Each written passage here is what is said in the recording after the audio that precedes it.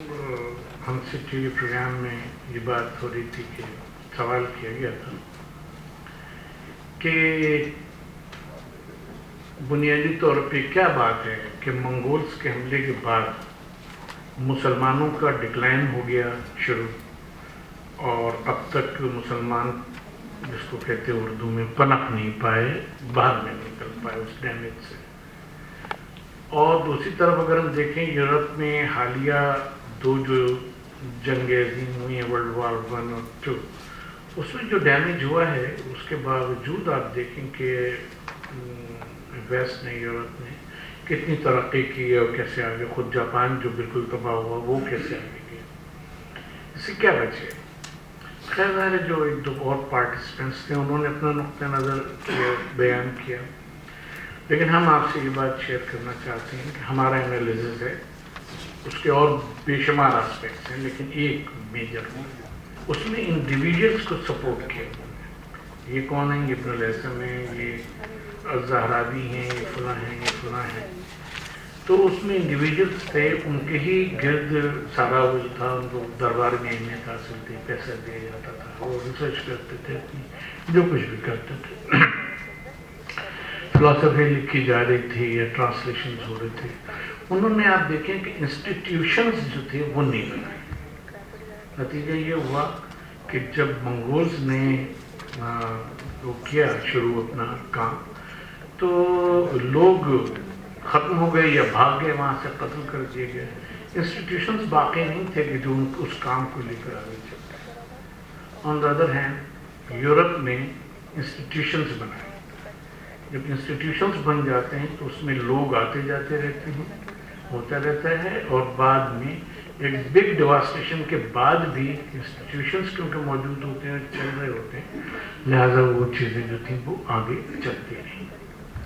अब जब हम पाकिस्तान में आते हैं, पाकिस्तान को देखते हैं कि ये जो एक्सट्रीमिज्म है और टेररिज्म है, एक्सट्रीम टेररिज्म है और ये है वो है, उसमें जो सबसे अहम बात है, उसमें जो हमें डैमेज हमें हुआ, हमारा मुल्क का जो डैमेज हुआ,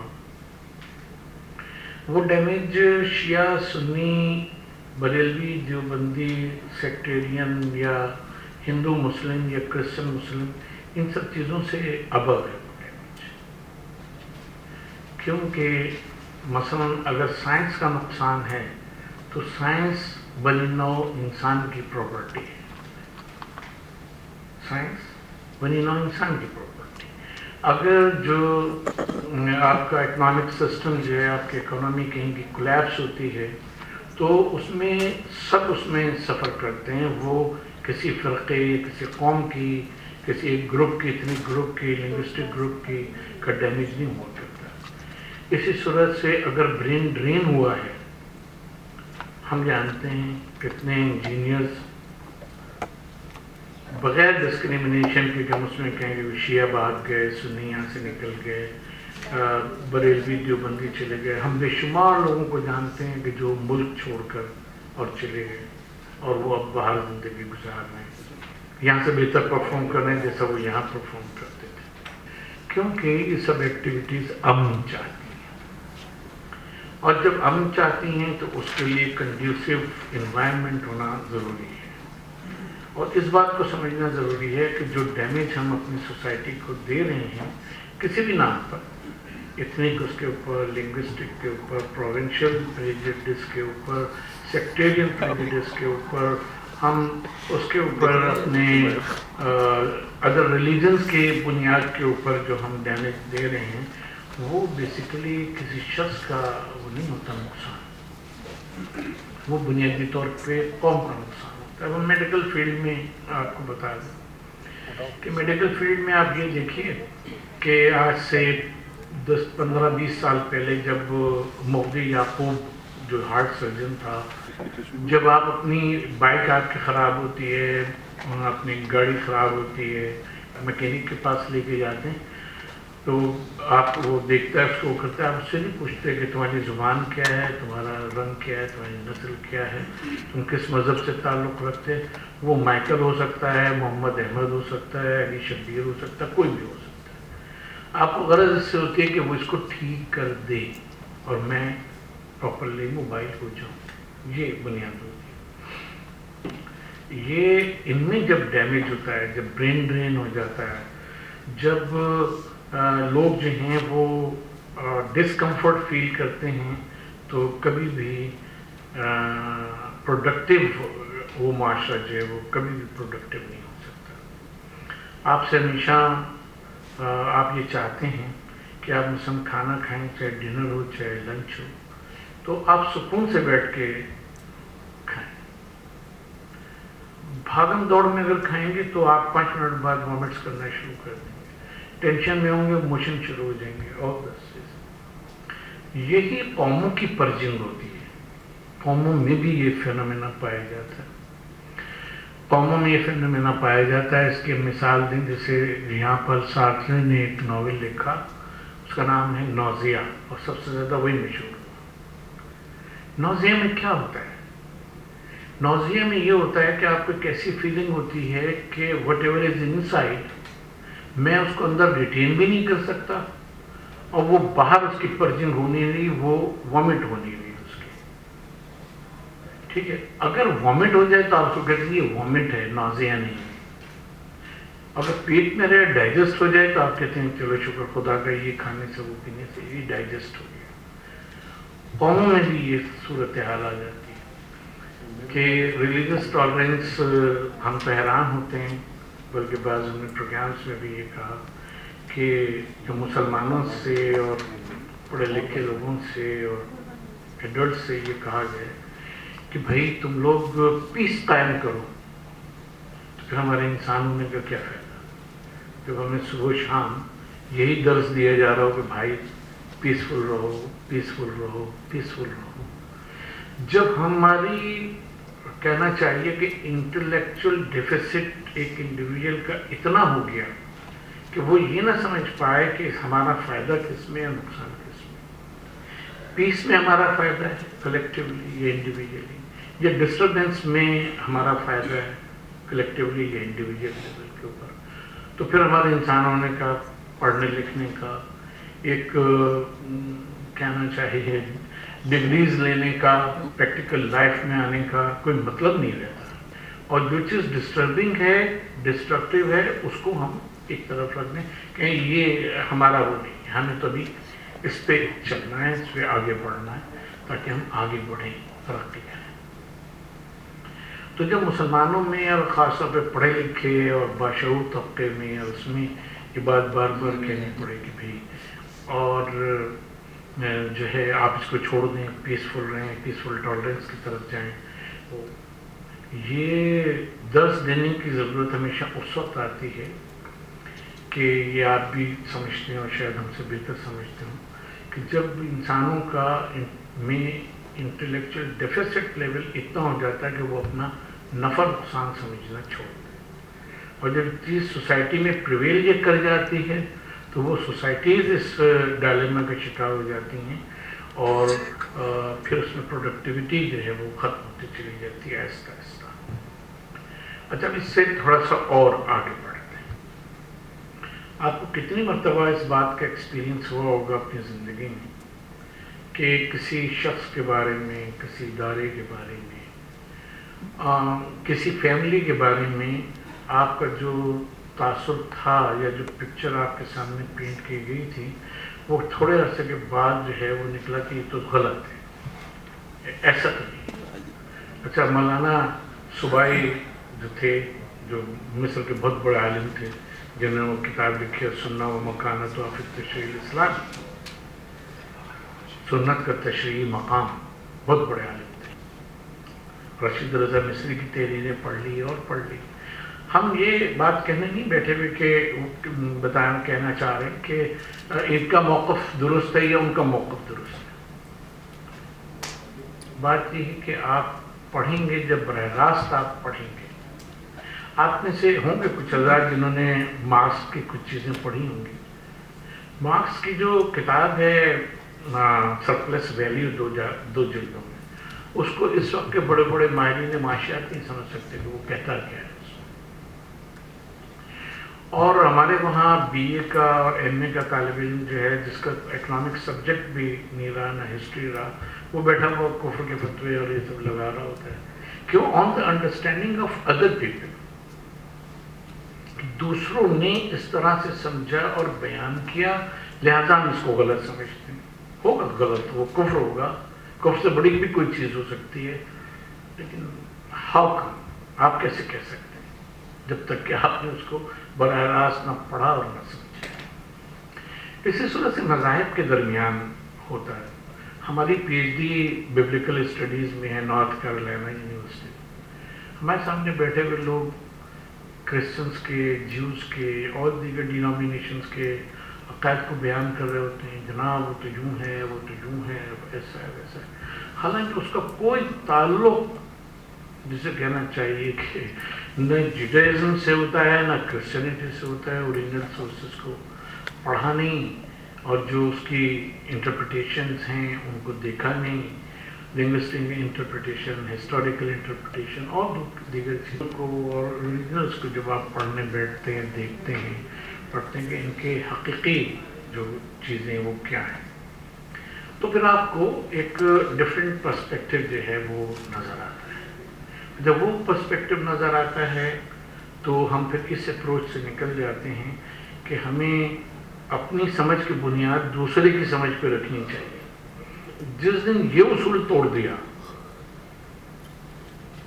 कि हमें अपनी अंडरस्टैंडिंग की बुनियाद दूसरे की अंडरस्टैंडिंग पर रखनी चाहिए कि किसी बारे में आप क्या समझते हैं या फुला क्या समझता है या फुला क्या समझता है। इसकी मिसाल अमूमन हम तफसीर कुरान से दिया करते हैं, जो आप लोगों के लिए, सबके लिए बहुत ज़्यादा रिलेवेंट चीज़ है कि अल्लाह तबारक ताला आपसे नहीं पूछेगा कि आपने कुरान मजीद को उतना क्यों नहीं समझा जितना मारिफुल कुरान में मुफ्ती मोहम्मद शफी साहब ने समझा है और जो कुछ समझा है।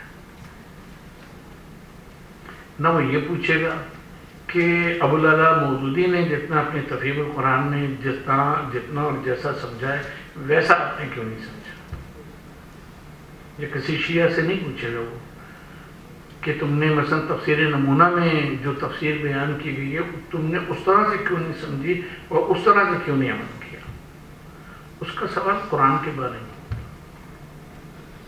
कुरान तुम्हारी ज़िंदगियों में कितना रहा, कुरान को कितना पढ़ा, कुरान को कितना समझा।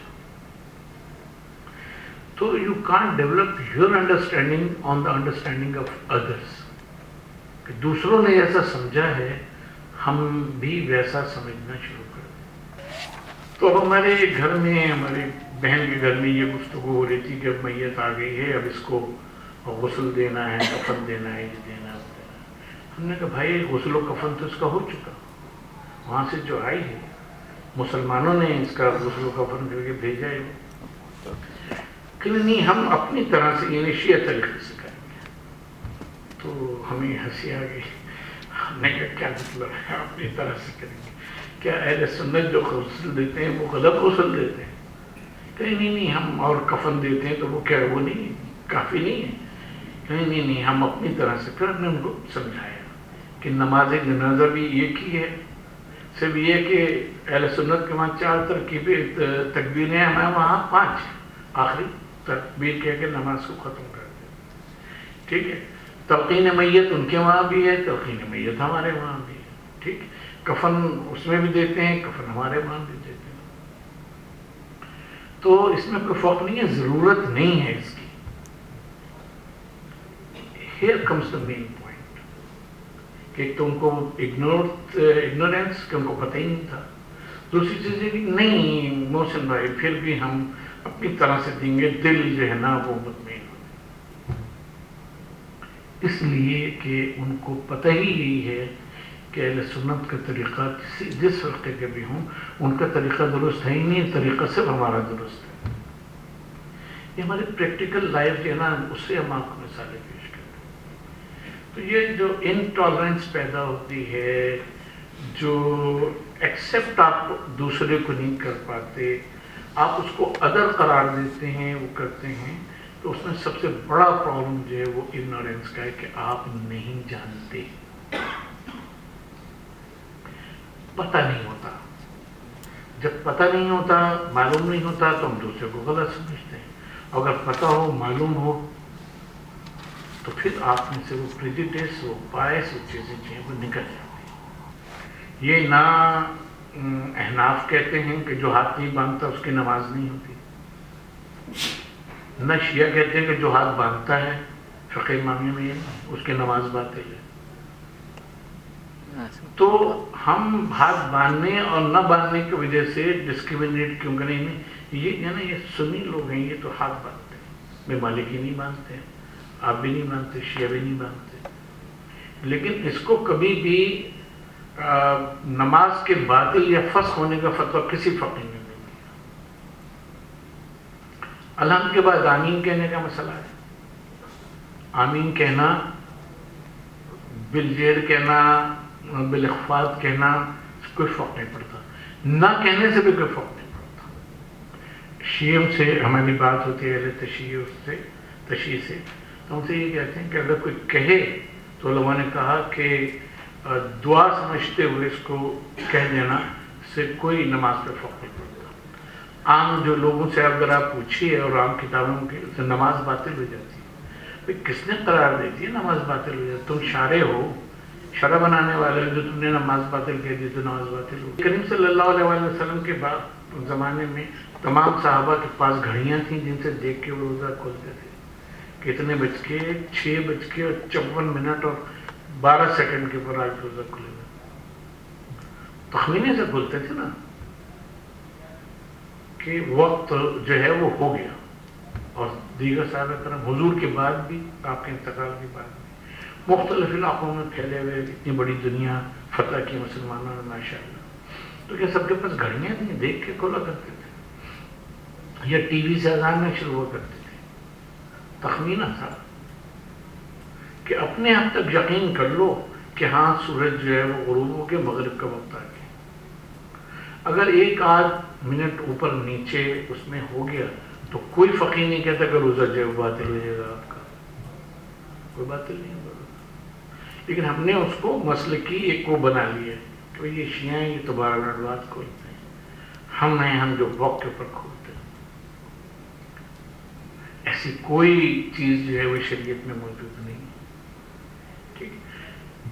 بے شمار چیزیں ایسی اگر ہم گنوانا شروع کریں، یہ 2-3 بڑی چیزیں تھیں جن سے روزانہ کا آپ کا واسطہ پڑتا ہے۔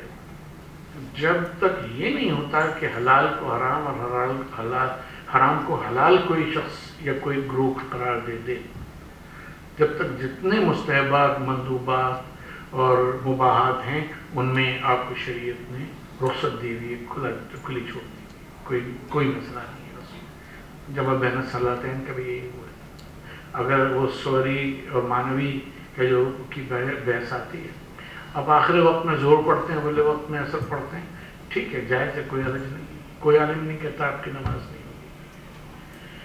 تو اس طرح سے بات یہ ہے کہ جب آپ کو پتہ ہوگا تو پھر آپ کے پریجوڈس اور نفرت اور ایکسٹریمزم جو ہے وہ کم ہوگا۔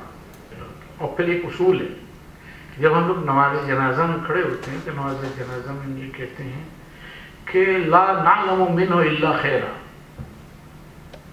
ان کان محسنا فزد فی احسانہا وان کان مسیئا فتجاوز عنہ۔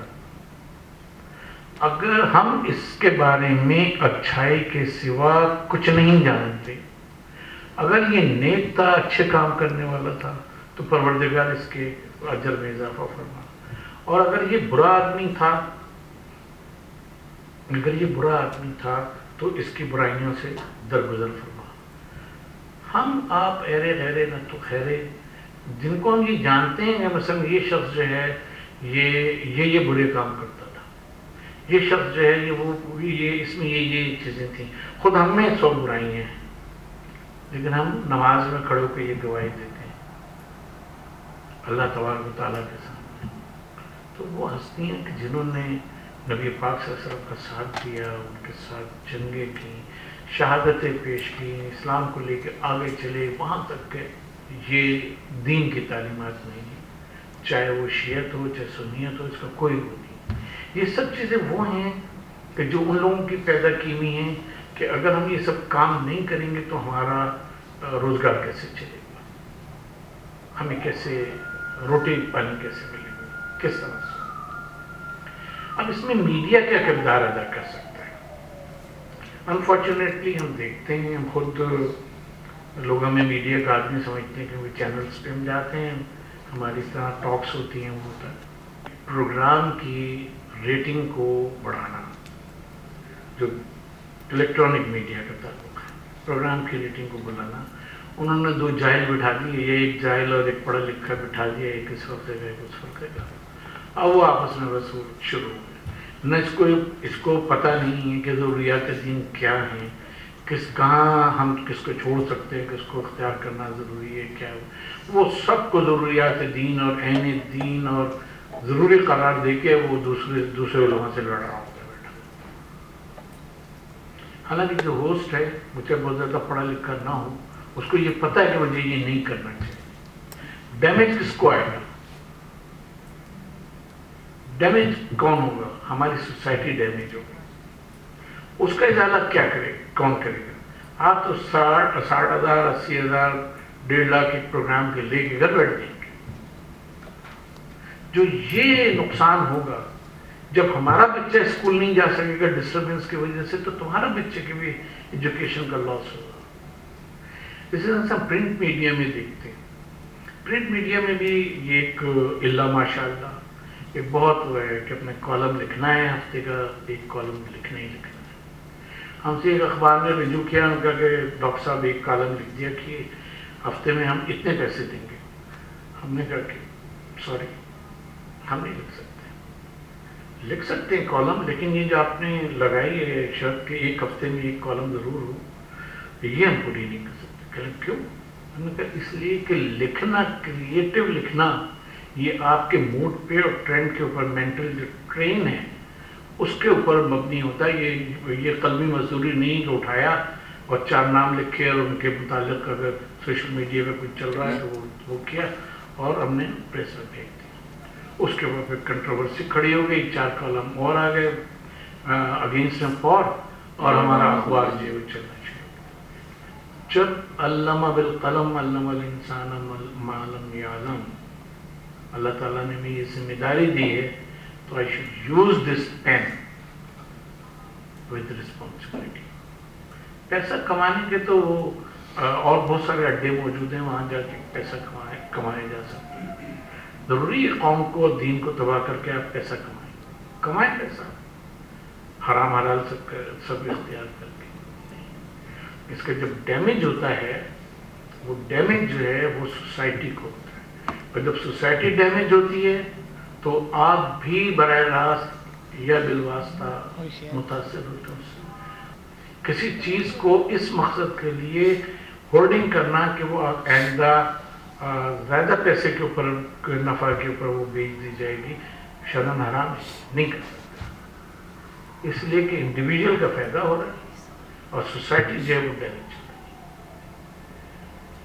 تو بات یہ ہے، اچھا جہاد کو آپ دیکھ لیں، ہم جہاد سے مثال دے دیتے ہیں، جہاد آپ پہ واجب ہو جاتا ہے جس وقت حکم جہاد ہو جائے، اعلان ہو جائے نبی یا نائب نبی کی زبان سے، آپ کو نکلنا ہے جہاد کے لیے، why not to talk about it؟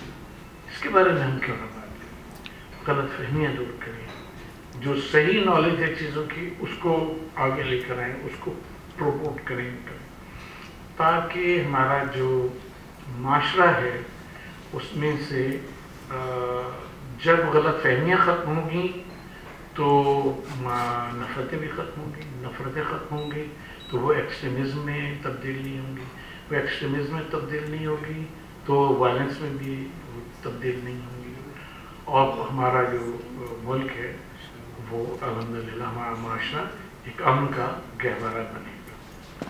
ایک دن ہم سے انہوں نے کہا کہ بیٹا جو وہ زندگی جو ہے نا وہ اس لکڑی کی لڑائی کی طرح سے. ہم نے کہا ابا وہ کیسے؟ کہ اس میں دیکھو کوئی ضرب جو ہے وہ اپنے جسم پر لیتے ہو, کوئی جو خالی چھوڑتے ہو, کہیں پہ مارتے ہو, ٹھیک ہے, کہیں پہ پیترا بدل لیتے ہو کہ ضرب جو ہے وہ پڑے نہ تمہیں, کہیں بالکل جو مد مقابل ہے اس کے بالکل قریب ہو جاتے ہو, چپک جاتے ہو تاکہ اس کی چوٹ میں فورس نہ رہے. ہم نے کہا آپ تو کرتے تو اسی طرح سے یہی آپ نے سکھایا کہ بالکل زندگی کی لڑائی جو ہے نا وہ ایسے ہی. اس طرح سے اس دور میں اور کافی بات تک جو مائنڈ سیٹ ہے وہ جو لوکل وہ تھے جو وہاں سب سیٹس پہ بیٹھے ہوئے تھے, ان لوگوں نے یہ مائنڈ سیٹ تشکیل دینے میں کہ اب وہی لوگ سینئر پروفیسرز بن گئے, وہی لوگ ہیڈ آف دی ڈپارٹمنٹس بن گئے, وہی لوگ جو ہیں وہ اس میں آ گئے چیزوں میں. تو یہ چیزیں جو ہیں یہ اس طرح سے مائنڈ سیٹ جو ہے وہ تبدیل ہوا ہے اس زمانے میں. اور اس کے بعد یہ اسلامک فائنانس وغیرہ آنے میں آپ دیکھ لیں کہ philosophy, logic, history is history not Islamic history. کیونکہ ہسٹری کو جب آپ اسلامک ہسٹری اور history of sub continent, history of Pakistan کر دیتے ہیں, آپ کہتے ہیں کہ ہسٹری کو پڑھیں تو ہسٹری پڑھنا شاید دیگر ہے, جہاں آپ یہ دیکھتے ہیں کہ اگر فرض کیا کہ ضیاء الحق نے اوور پاور کیا یا اس نے کیا نام ہے ایوب خان نے کیا تو کیا سرکمسٹانسز تھے, کیا پیچھے چیزیں تھیں, وہ کتنی بگڑے, معاشرہ کتنا بگڑا یا ملک کتنا آگے بڑھا. یہ ساری چیزیں ہسٹری میں اسٹڈی کی جاتی ہیں, تھوڑی کہ اس تاریخ کو یہ ہوا اور اس تاریخ کو وہ ہوا اور اس تاریخ کو وہ. ان سب ڈسپلنس میں ڈکلائن آیا ہے. یہ سب ڈسپلنس جو ہیں یہ ڈیگریڈ ہوئے ہیں اپنے سٹینڈرڈ میں اور اپنی ساری چیزوں میں. تو یہ جو ہے بنیادی طور کے اوپر ہمیں ہر کام کرنے سے پہلے, اس وقت ہم آپ کے سامنے بیٹھے ہیں, اللہ تعالیٰ حاضر و ناظر ہے کہ ہم اس سے بیٹھے ہیں کہ ہمارے منہ سے کوئی ایسا لفظ قصدن بھی نہ نکلے کہ جو بعد میں ایک سوشل ڈیمیج کے اوپر منتج ہو. ہم نے ایک انٹرویو پڑھا جو ابھی لیری کنگ کا انتقال ہو گیا, چلا گیا یہاں سے, آجہانی لیری کنگ. تو اس کا انٹرویو تھا, وہ تھا امریکہ کے CIA کا جو ہیڈ تھا اس وقت کا, اس سے, اور رشین جو ہے اس سے. تو اس نے کہا کہ سر کیا بات ہے, اب یہ امریکن اس سے پوچھ رہا ہے, سر کیا بات ہے کہ کہیں ورلڈ میں کوئی واقعہ ہوتا ہے تو CIA کا نام آتا ہے کہ CIA نے کیا, یہ CIA نے یہ کیا, CIA نے وہ کیا. تو وہ بڑے چوڑے ہو کے انہوں نے کہا کہ ہاں جناب, ہم دنیا کو چلا رہے ہیں اور ہم جہاں چاہتے ہیں جو سرکمسٹانسز پیدا کرتے ہیں یہ کرتے ہیں. اس کے بعد اس نے رشین اس سے پوچھا تو وہ ہنسا. اس نے کہا یہ کیسی انٹیلیجنس ایجنسی ہے جس کی کارروائیوں کو سب کو پتہ ہوتا ہے, ہم تو اپنا جو کچھ کام کرتے ہیں وہ ہم کرتے بھی ہیں, دنیا کو پتہ بھی نہیں ہونے دیتے. یہی خفیہ ایجنسی کا, سیکرٹ سروس کا, سیکرٹ ایجنسی کا یہی مطلب ہوتا ہے.